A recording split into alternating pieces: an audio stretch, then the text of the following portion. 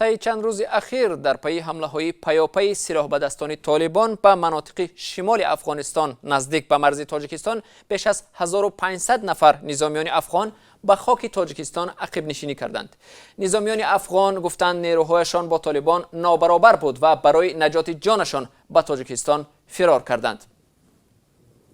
همکارم میرزا نبی خالقزاد این موضوع را پیگیری داشت و حالا با ما در استودیو قرار دارد. میرزا نبی، نخست بگوید که تقدیر نظامیان افغانستان در تاجیکستان چی شد؟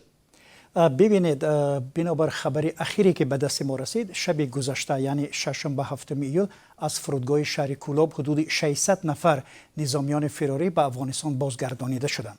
یک همصحبت آگاه رادیو آزادی گفت که شبانه روز گذشته یک هواپیما از فرودگاه کولاب به افغانستان 4 پرواز انجام داده نظامیان افغان را به کابل انتقال داد. فرار سربازان افغان آخر ماه گذشته شروع شده بود.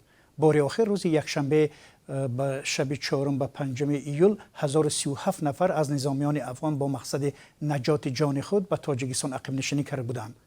ناحیه یا ولسوالی های خواهان، شیکای، نوسای، ماه مای، شغنان و سلطان اشکاشم ولایت بدخشان افغانستان دوام شبانه روز گذشته به دست طالبان افتادند.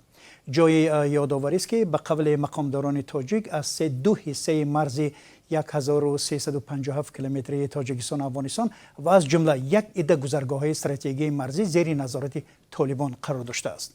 میرزا نبی، بجز از نظامیان که به تاجیکستان عقب نشینی کردند، از ساکنان ملکی چه خبر؟ آیا این گونه پناهندگان هم هستند و تاجیکستان آنها را میپذیرد؟ بله، پناهندگان ملکی هم هستند. به گفته مقامات تاجیک، از حمله های اخیر طالبان به نواحی شمال افغانستان بیش از 1000 نفر پناهجویانی که به تاجیکستان رو آوردند، اکثریتشان زنان و کودکان و پیرانسالان بودند.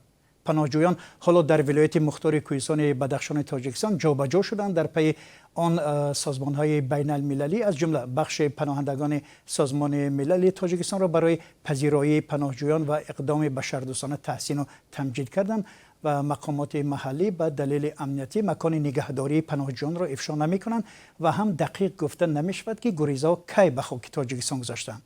از این قبل یادگار فیض‌اف رئیس ولایت مختار کوهستان بدخشان گفته بود که این ولایت توان قبول تا 10,000 نفر پناهجویان را دارد و تمام.